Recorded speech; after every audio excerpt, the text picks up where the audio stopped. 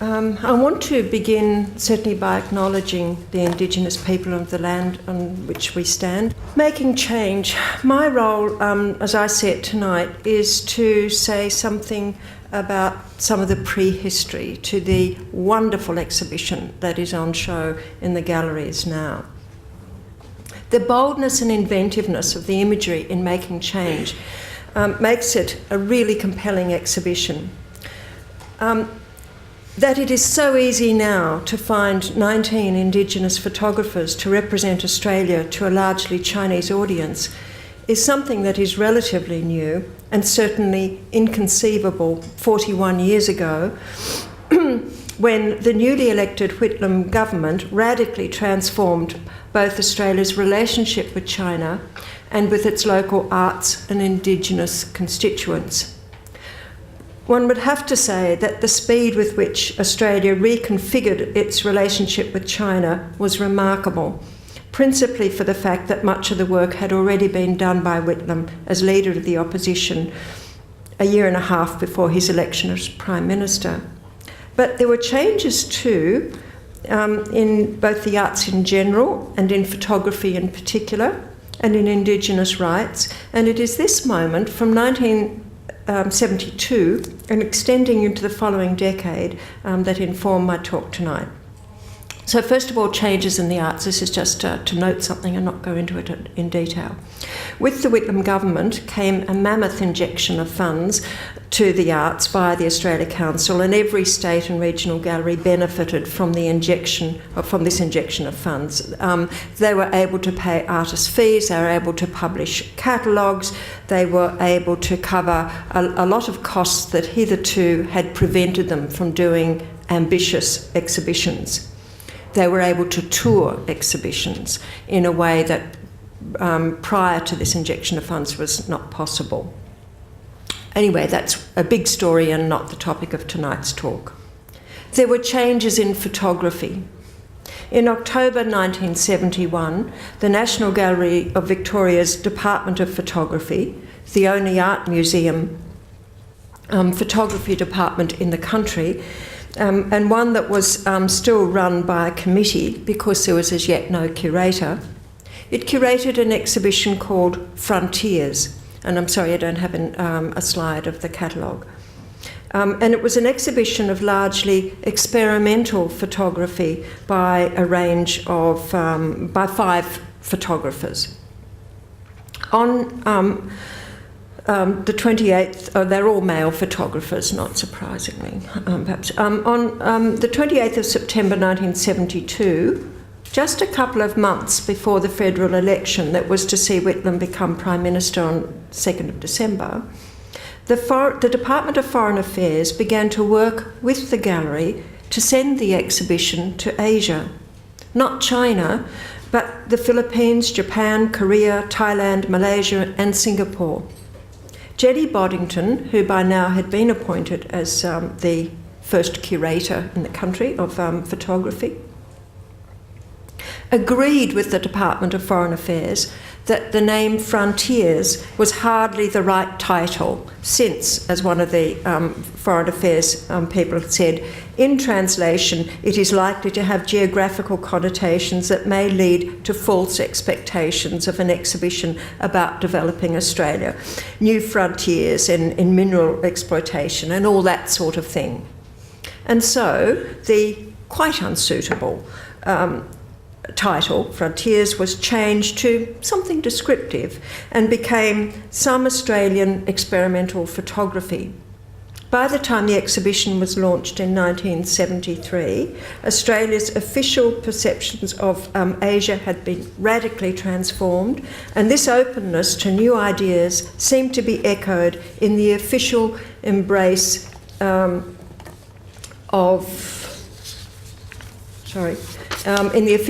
of experimental photography.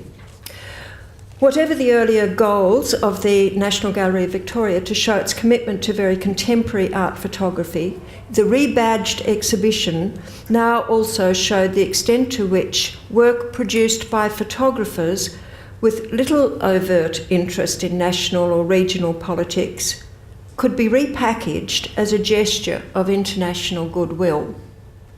Equally, the arts sector was made well aware of the fillip it could receive by seeking government patronage. David Moore, Wes Stacey, and a committee that included Lawrence Legade, Daniel Thomas and Peter Keyes was successful in gaining Australia Council support to establish the Australian Centre for Photography, co-sponsor of the exhibition, which began in interim premises in North Sydney but moved to its first proper home in Paddington Street the following year. To perform the honours for its official launch on the 1st of November 1974, the ACP invited none other than Margaret Whitlam. The Whitlam years saw photography getting unprecedented exposure to a wide audience, not just a handful of devotees belonging to a camera club.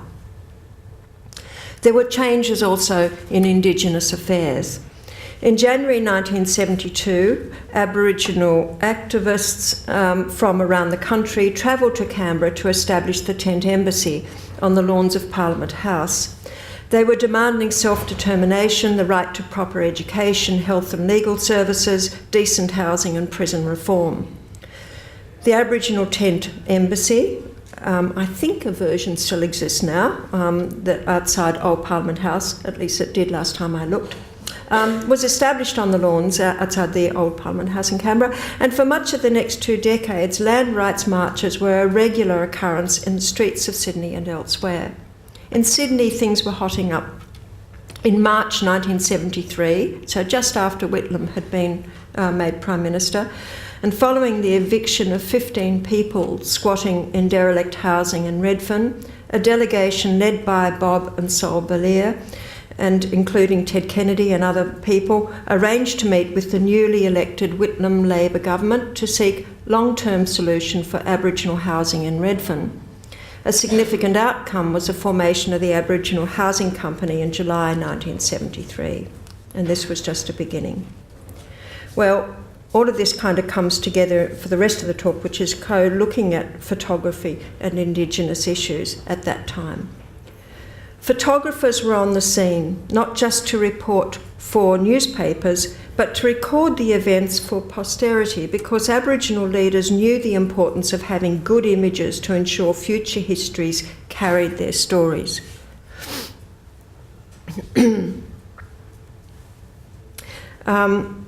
That is why there is a rich archive of visual material documenting Aboriginal-run organisations such as the Aboriginal Medical and Legal Services, Koori Radio, Aboriginal Housing Company, Black Theatre, the Aboriginal and Islander Dance Company, and so on. With the exception of the Alice Springs-based CAMA, the Central Australian Media Association, all the other organisations that I just mentioned were here in Sydney, based in Redfern, and the seeding money for them all came from Whitlam initiatives in the arts, including photography, and a commitment to social justice. So it was a big, a radical transformation of Australian society. The first major photographic project to bring this groundswell of change to fruition was after the Tent Embassy. That was in 1982. An exhibition and then a book by Marcia Langton with assistance from Wes Stacey and Narelle Peru, highlighting radical improvements over the previous 10 years, as well as ongoing disadvantage.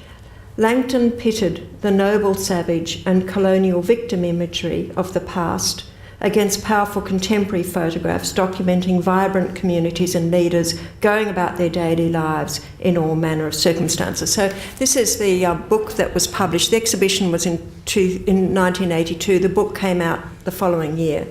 A little bit late for the exhibition, but a great record. So I'll just show you some of these images quickly. This work here documents the opening of Marawina Women and Children's Centre in Everleigh Street, Redfern. The work on the left is the Aboriginal and Islander dance troupe, which predates Bangarra. and they were dancing up the street in a kangaroo kind of dance, and then suddenly the kids came out and started mimicking the professional dancers, and it was a magic moment. I was actually there for that. I actually saw that happen. This is from the after the tent embassy. Now, it's taken, these are really terrible images I took today from the book, but what I want to say is this, that when people saw the exhibition, just as when they see read the book, the captions are there to know who took the photographs and what they're of and all of that, normal kind of captions. But in addition, there's a commentary running underneath, which was supplied by Marcia Langton, and it kind of galvanised the way you kind of look at the images. And so you can see a little bit of that in some of these. I'll just quickly go through them because we don't have time. But you can see that there was certainly a lot of horrible archival images, but there are also a lot of very contemporary, vibrant images. So that not one of the photographers in the project was Indigenous is as much a reflection of unequal access to education and resources as it is of evidence of strong commitment by sectors of the settler population towards a more equitable society. So people like Penny Tweedy, Judo, now Juno James, Wes Stacey, Sandy Edwards, Elaine Pellow Kitchener, now Elaine Siren, John Rhodes and many others were forging a new visual poetics within activist politics. Significantly, apart from the exhibition, which toured parts of the country in community halls, access to the images was typically through the Koori Press, to photo archives in state libraries and contemporary histories. They've rarely emerged, a lot of these images rarely emerge in the art museums or in the kind of classy photo histories. So if you think back to those Elaine Kitchener images, Elaine Pellow Kitchener images of the dance in Everleigh Street, something like that you rarely see. I'm not really aware of any state art gallery that has that sequence. There are 6 images, I think, in the sequence.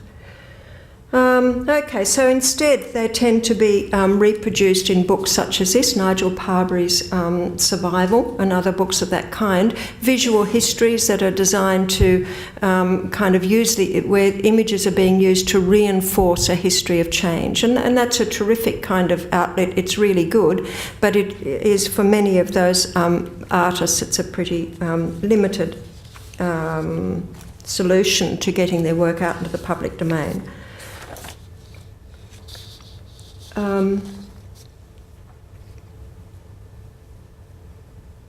There are some interesting issues at stake here. I think I've just missed something, sorry.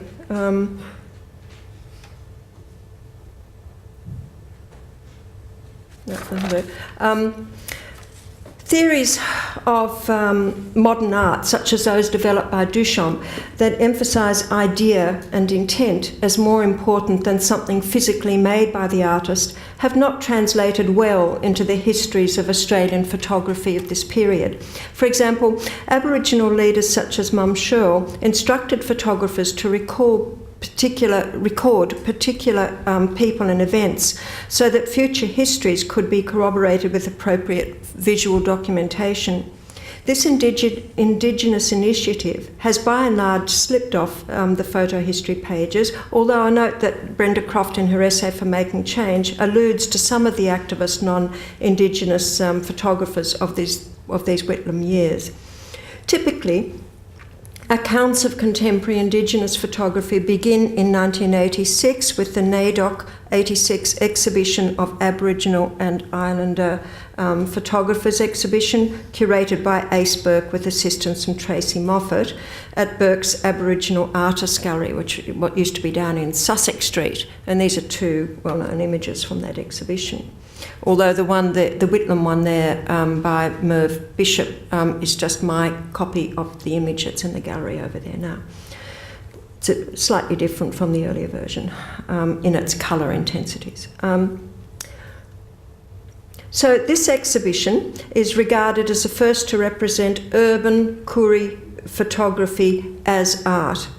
The curators brought together key photographers such as Moffat herself, Michael Riley and Brenda Croft, and others. They included Tony Davis, Ros Sultan, Ellen Jose, Christopher Robinson, Darryl Kemp and Terry Schuring, and some of those we've never heard of them again as photographers.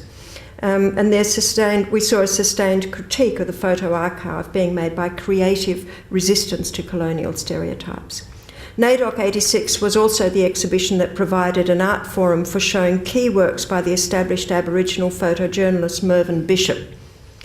The 86 exhibition may well have post-dated the 1979 Biennale and the 1981 Perspecta, which are widely, if exaggeratedly, acclaimed for bringing Aboriginal art within a contemporary art milieu. But it was this later exhibition, this NAIDOC 86 exhibition, that brought together contemporary, urban, Indigenous photography. And it expanded the recognised repertoire of Indigenous art practice from just bark paintings and acrylics to include new media. Thanks.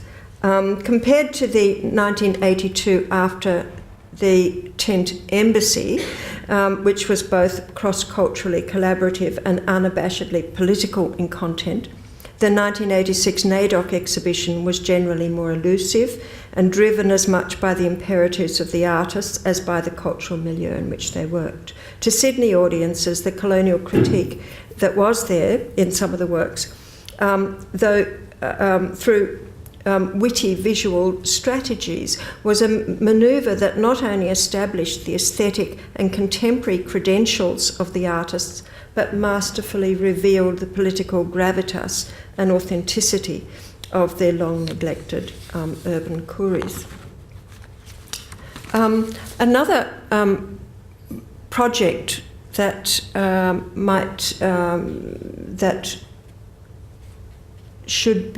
I would have liked to have paid more attention to but can't now is the After 200 Years project. That was a 1988 huge project that IATSIS ran in Canberra, IATSIS being the Aboriginal, and it might have just been called then at the Aboriginal Institute for the Australian Institute for Aboriginal Studies. I don't think they had Torres Strait Islanders in then. And it was a huge project that, I'm just going to skip over, I can see I've got a slide out of. It was a huge project that documented communities all around Australia, included a lot of artists, a lot of photographers, both Indigenous and non-Indigenous. And it toured very widely. And the reason I just wanted to mention this in passing is because we saw a couple of years later that the National Gallery of Australia purchased some of those works and held an exhibition based on After 200 Years. So that was a major change, I think, in getting a lot of this very contemporary documentation and documentary photography into the art galleries, into at least one art gallery. So I just want to end up with a little coda, and I've got that image out of sequence, so here it is. This little story that covers the 10 years from the Whitlam coming to power is a partial one, but and very brief. But I wanted to end with this image because it just shows how much is still missing from our understandings of our visual history. We haven't got the story in place yet by any means. I came across this cutting down in the archives of the National Gallery of Victoria. It had been sent to Jenny Boddington, the first curator of photography, and it tells a story of an exhibition of the work of two photographers, Keith Morgan and Robert Pearce, that was being held in Melbourne in 1980.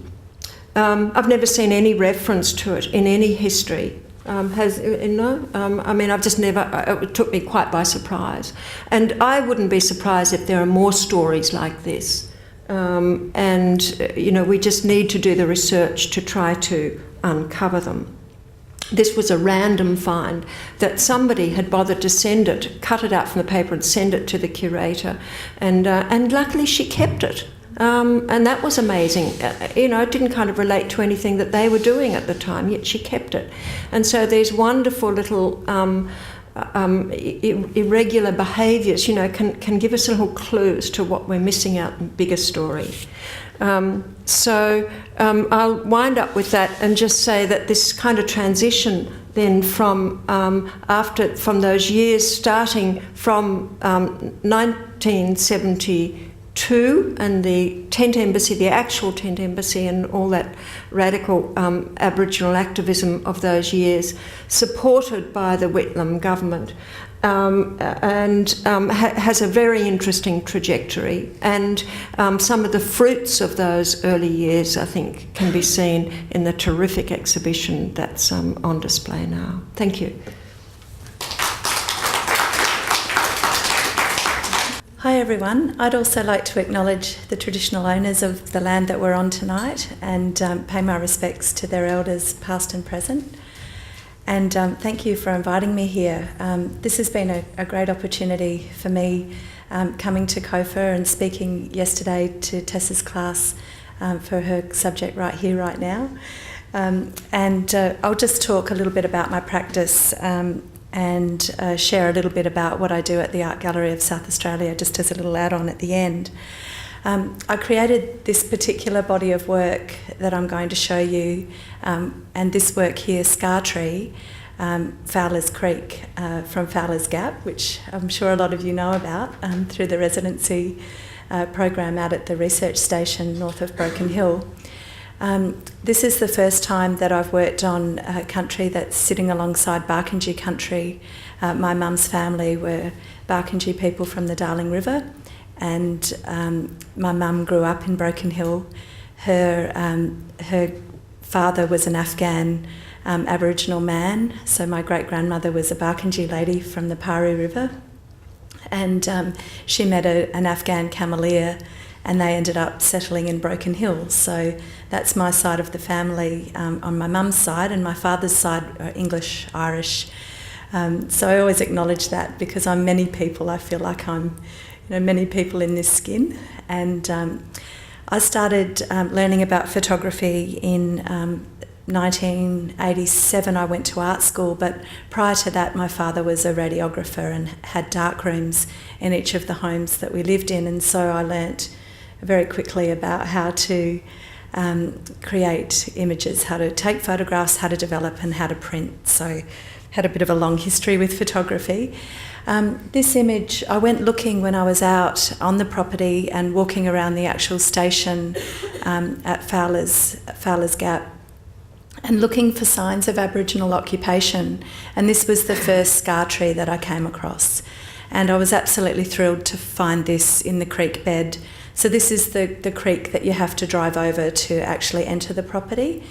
And it was wonderful being there, walking around.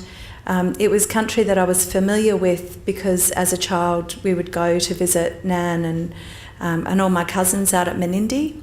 And even though this was, there wasn't any water in the creek or anything, it was certainly a place that I felt comfortable being in. This is a part of the property that's further south than the actual where all of the houses and the the dormitories and things are. So this is, I've actually got my back to Project X, that big building up on the hill there, and this image is one of the only images that I've actually created with a figure in it. And part of my thinking behind this particular image was we were looking, facing towards what I was calling the settlement, so where all of the station houses were. I found that being out here, it was a place that for me, I could feel the spirits of the ancestors here, and part of my reasoning behind that was the fact that scattered right across this country are the fragments of stone tool making practices, so shards of quartzite, just wherever you stop and look on the ground, there are all these shards everywhere. So I've just felt like it's it's very rich, strong ancestral country. And looking at the past theses that have been written about Fowler's Gap, I couldn't find anything about the connection to this particular place from an Aboriginal perspective, apart from a few lines here and there. And so for me, I just wanted to show that this is country that's very rich in Aboriginal history. And so the light here is incredible, as I'm sure anyone who's been out there knows. The rocks just glow. It's the barrier ranges, just light up in early morning and late afternoon. It's one of the most inspiring places for light that I've been to. So this area that you can see where there isn't any scrub, that's all shards mixed in with the gibbers. So they've washed down from those particular ranges and settled on this low-lying ground. This is an image which is taken from just out, the sort of heading further north to one of the furthest northernmost points on the property, where the Ochre House is situated.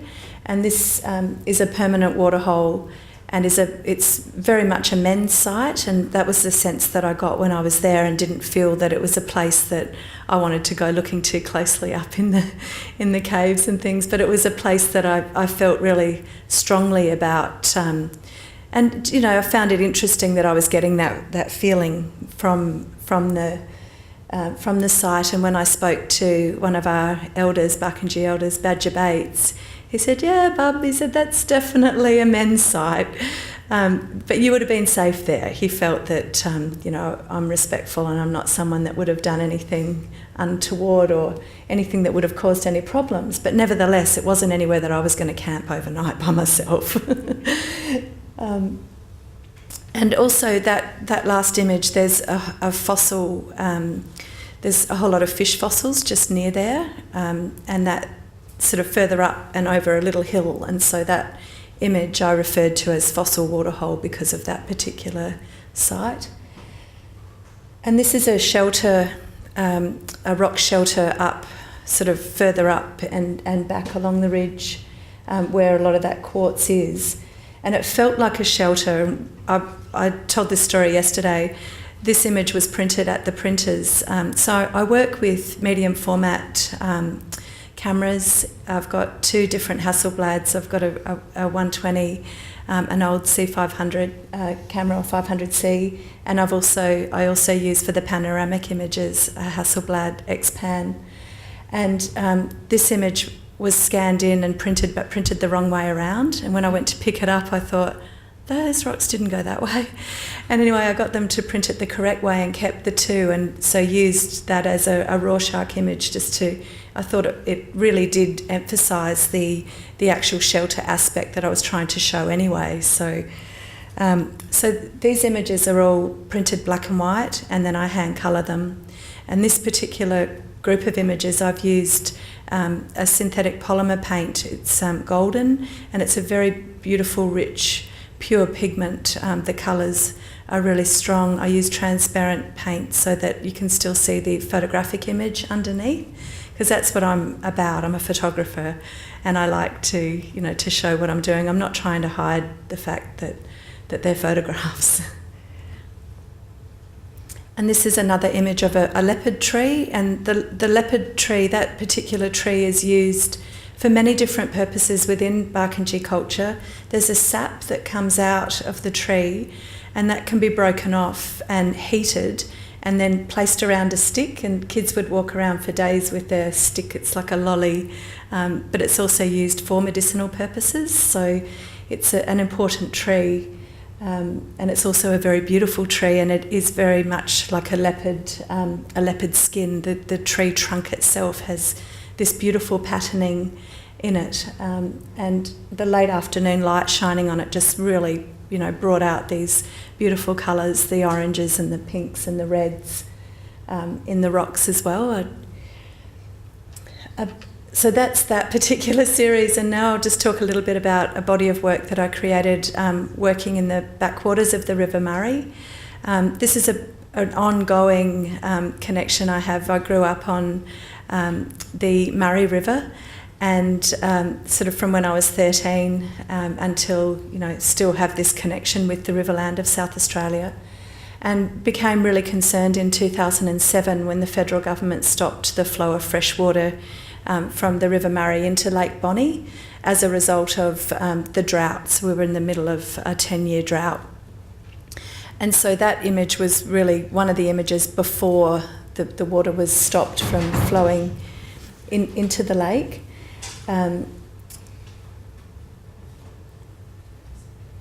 So this lake is a meeting ground, or has been a meeting ground for many thousands of years, for up to 12 different language groups. So Aboriginal people would come together from sort of all of the inland sort of lake areas. People would come down from many different language groups and meet at different points. And there's one particular place along Lake Bonny, which there's a midden that runs for almost 1 kilometre long, and it's about 6 metres deep.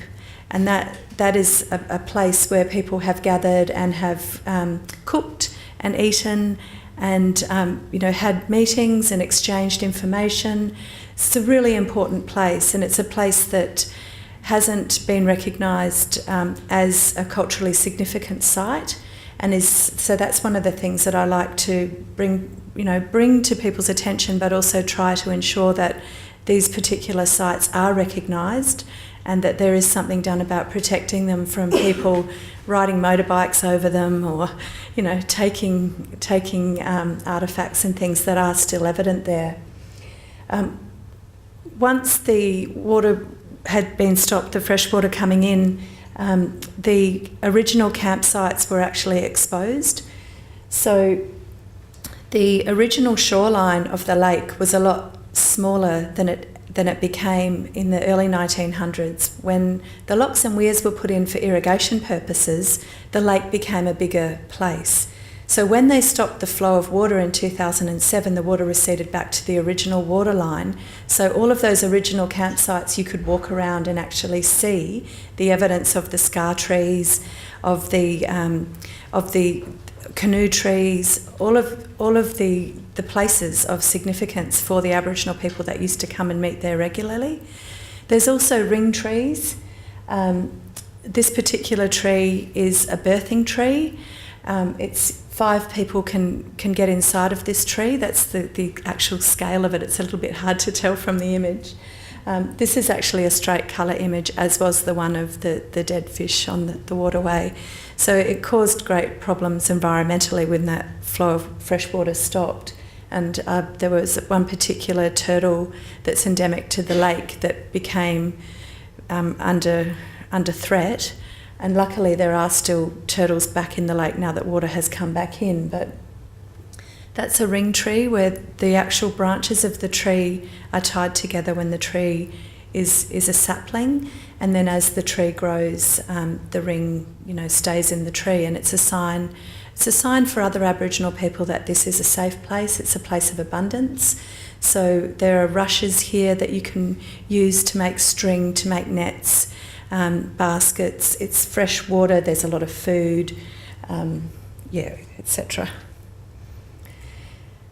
So these are just images of the campsites as I walked around, and this particular body of work I called Attesting, and I've sort of ongoing, I'm still making more work related to that, and the image of Winter that's in Making Change is an image from that particular series. So that's pretty obvious. You can see where the water's receded back from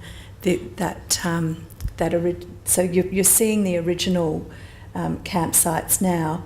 The water today has covered back over. And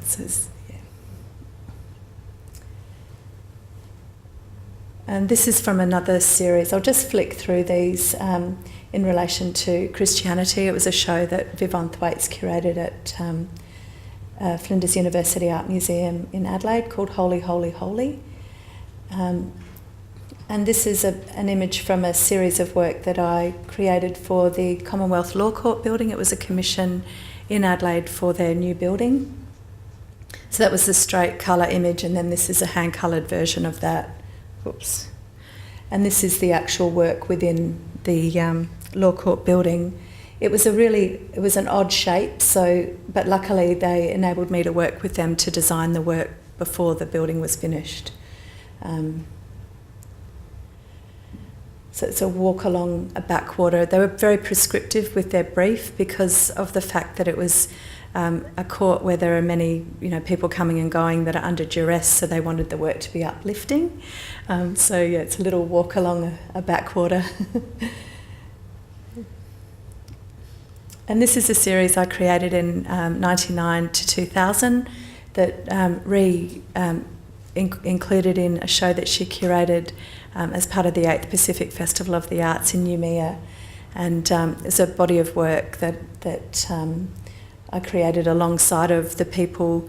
Each person in the photographs I worked with to work out exactly how they wanted to be depicted. So this is Leanne Buckskin, who's now the first Aboriginal woman to be chairperson of the Aboriginal and Torres Strait Islander Arts Board of the Australia Council. And the image before was Kirsty Parker, who is the chairperson for First Peoples Congress in Australia. So, and I think I'll probably leave it there. I think I'm nearly out of time. Yep. Okay, thanks. Hi everybody, my name's Ree. I'd just like to pay my respects also to the traditional owners of this country that we're on here today, and to Indigenous people past and present, and also to all those who are here in this space with us today, sharing this. I guess for me, I wanted to start with a statement that will kind of take me or connect to the end of the conversation of this slide presentation. I'm not going to talk about my work as individual pieces. There might be a couple that I'll point out, but pretty much this is the work, this first couple of pieces that you see here I made when I was an undergrad at COFA back in the early 90s, and it just kind of goes through and grabs a couple of different major pieces out of my work. It's not all my work. I made quite a lot of work every year, probably for the first 10 years, and then after that I made less work because it became more about research and my interdisciplinary practice developing. But the first statement I want to make is a statement that's emerged out of a new piece of work, which is the last piece, slides that you'll see, which is a statement by Whitlam, which said, his famous last words was, God bless the Queen because nobody will, or God save the Queen because nobody will save the Governor-General. And I think it is quite relevant today in our political climate. And also I think I just really would like to acknowledge Whitlam's role in us having an arts council, because prior to that leadership there was no Australia Council. There was no Australian art as such in the context of how it is today. We just pretty much regurgitated European art with the, even in the colonial context, there was always a European flavour there. So when the Arts Council evolved, there were, I think at that time, two major boards, the Indigenous Arts Board and the Non-Indigenous Arts Board. So then it emerged this new landscape of Australians really making work about Australia, about our culture now as Indigenous and non-Indigenous people, which is one of the reasons why you see this huge emergence of Indigenous arts within the 80s. Prior to that, it did exist, but it wasn't engaged in as it was after that time.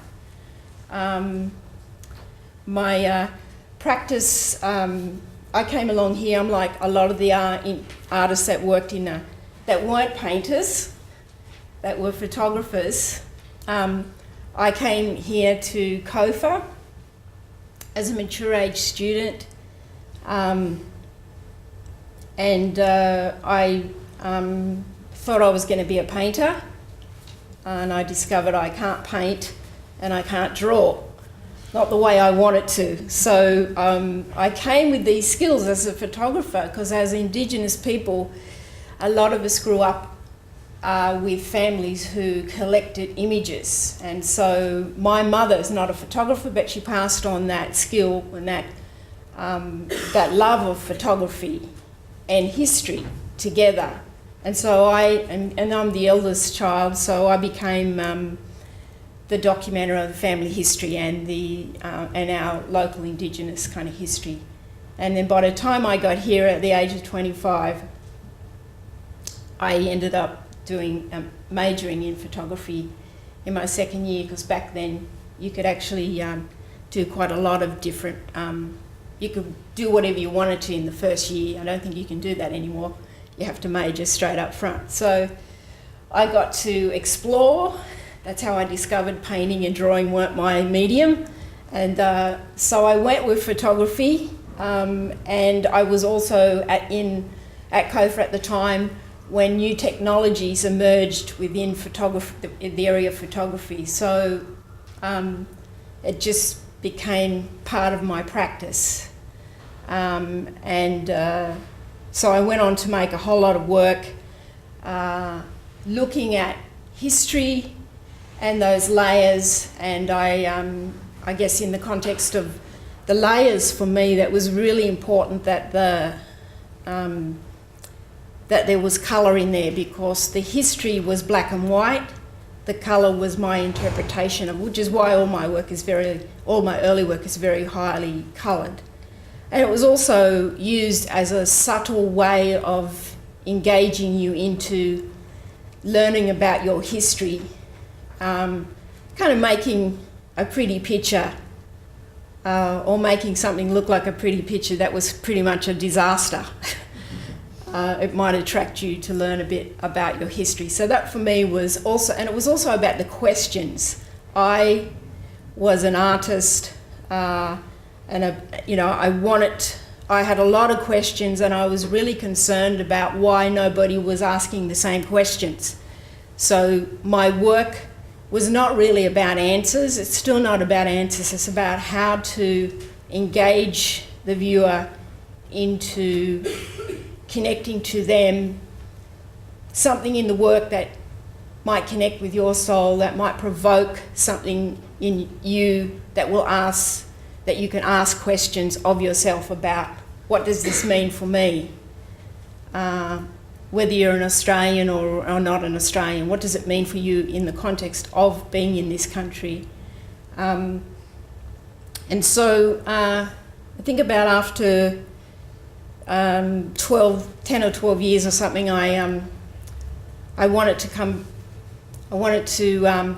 back to my practice and do more study, and it was quite difficult for me to do it in Australia without going to film school. And when you go to film school, you're not really an artist. You're not a visual artist anymore. So I kind of decided to go overseas. And by the time I come back, COFA had changed its whole program and had a digital studio here, a new faculty. But I'd already done it overseas. So I then started to, create my work. That was much more, creating less work, because it was all, like I said, it was much more about exploring the research behind it, not just that surface kind of history, I guess, not just my family history, not just the Australian history, but after that 10 or 12 years, for me, it was like, well, who is Ree in this? Who is Ree in the world? Who is Ree in Australia? What does Ree think? What is Ree's questions? So then the work became about me and those questions that I ask, and that, I guess, philosophical kind of journey that I had in terms of theory. And I must say, when I came to COFA, after my first semester as an undergrad, I tried to figure out how I could stay here and not do art history. because I thought art history was bullshit and it was just regurgitating the same old crap without my identity in it. And eventually some friends of mine was having coffee with me one day and they said, why don't you look at it from a different way, Ree? Why don't you think about if you know all about that history, then you can critique that history. And it completely changed the way that I saw the world, how I saw the history, and how I made my work.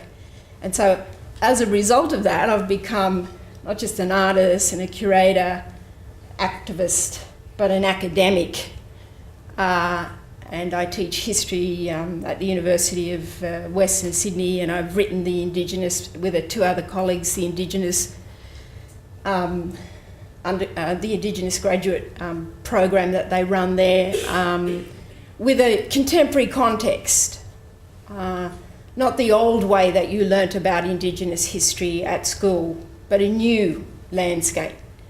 And for me, that comes from my journey in academia and the research that I've done as an artist, because there needs to be a new language. And if I think there needs to be a new language and no one else is seeing that language, or maybe there are other people out there seeing the need for that, then maybe if I continue to study and to connect to the right people and continue to research my work and create new ways of kind of engaging and seeing a new environments, because my work is really an interdisciplinary practice across all art forms. As I say when I talk about my work today, I don't actually lock in any outcome. I just start with an idea and I allow the idea to find the form. And sometimes I think I know what the form's going to be, and sometimes I have no idea, but it evolves into something, and it evolves into what it's meant to be, which is what's been interesting about the last work that you saw with, at the end of the, we're coming up to the end of the cycle again, in the work that's about the Native Institute. It's an interactive sound installation work. The Native Institute, for anybody that doesn't know about it, was an institution that was established out in the area, well, Parramatta originally, and then re-established in Blacktown, and was really the birth of the stolen generation pre-policies.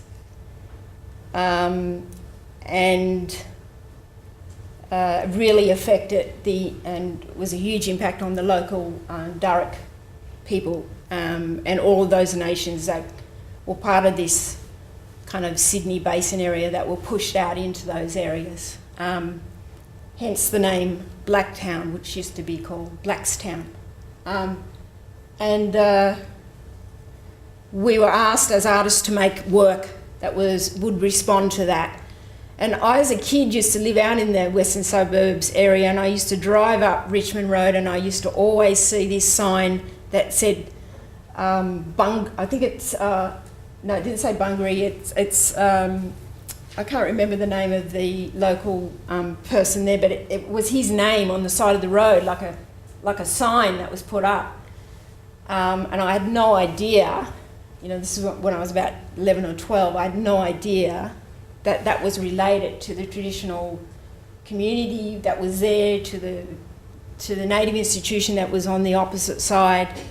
So it was interesting to kind of be part of this project and to make this work.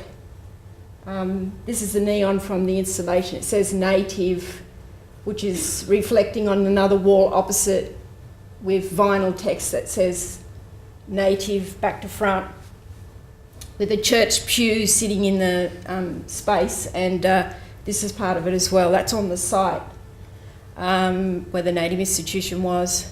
And the texts following this are all of the little language texts that floated across this digital board. There were 16 of them. And so it was a combination of me writing a kind of poetic connection into the different policies that controlled legislation around Indigenous people's rights,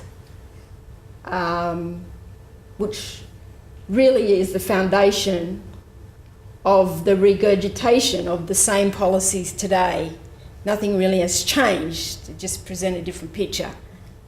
And the sound piece like I said, there's a church pew sitting in the centre of the space near the kind of L-shaped wall, and there are 4 sounds on this church pew. The work is still up at the moment until about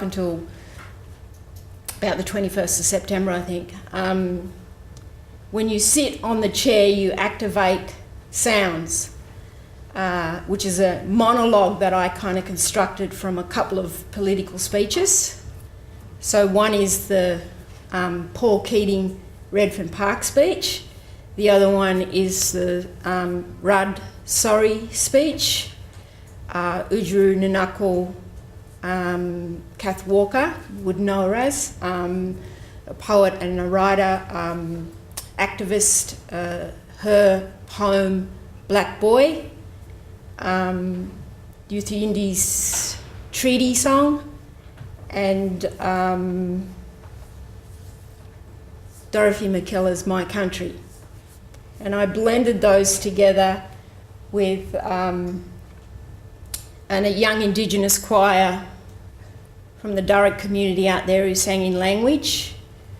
And I have 4 young kids who I decided to work with for the sound, because I thought nobody really listens to adults anymore. So I'm going to work with kids because they carry the message that's really powerful.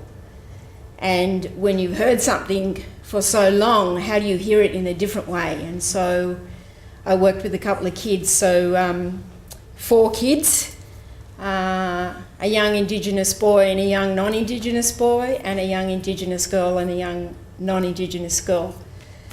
And they were really great to work with. I did the sound here at COFA, and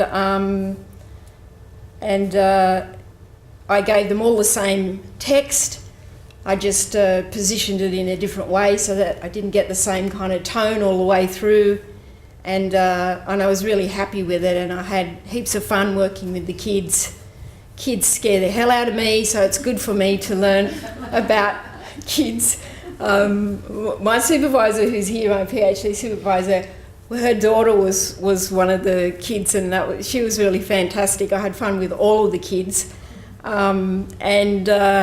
It was just really interesting how they had no real connection to the words, which was also what made it really powerful. They were just words, like singing a song of something that you like. So that was really good for me. And the one piece of text that stayed in my mind that I didn't put in it, but I thought it's another piece of work, was God Save the Queen, because nobody's going to save the Governor-General. And that just kept going over and over and over in my head, and I just thought, that's just got to be another piece of work. It can't be in this. You can't put everything in one piece of work. And that's what's really great about, I guess, a journey as an artist. You don't realise that until you've got at least 10 years under your belt, but lots of people used to say to me, don't put so much in it, Ree. It's just too much. Now I understand that, because really it's too much to put it in it, but that story in itself is the journey that travels through your work. And for me, that tells a story about me, which is why I can actually stand back from that history now, and I can make a connection to myself, and I can talk about me in my work, not in an egotistical, self-centered kind of way, but in a way that is about why that journey had to happen. Why didn't I know who Ree was in the first 10 years? Why did it take 10 years to find Ree in that space? And how can I move forward now in that journey? And so it's really exciting, even just in terms of the work that I'm just doing, but where I'm going with my PhD. And as Joanna said, I'm just about to finish my first year here. And I kind of don't want it to even end, even though I've got another 2 years, because I'm really excited about the ideas that are being generated and the possibilities and the kind of process, and I want to immerse myself in it as much as I possibly can, because I know what will come out of the end will be something amazing beyond what I can even think about in terms of my journey. What it'll be in terms of an art and a written piece, I have no idea, but for me, I know in a physical, spiritual level, it will be an amazing, because it's already that now. I think I'll stop there.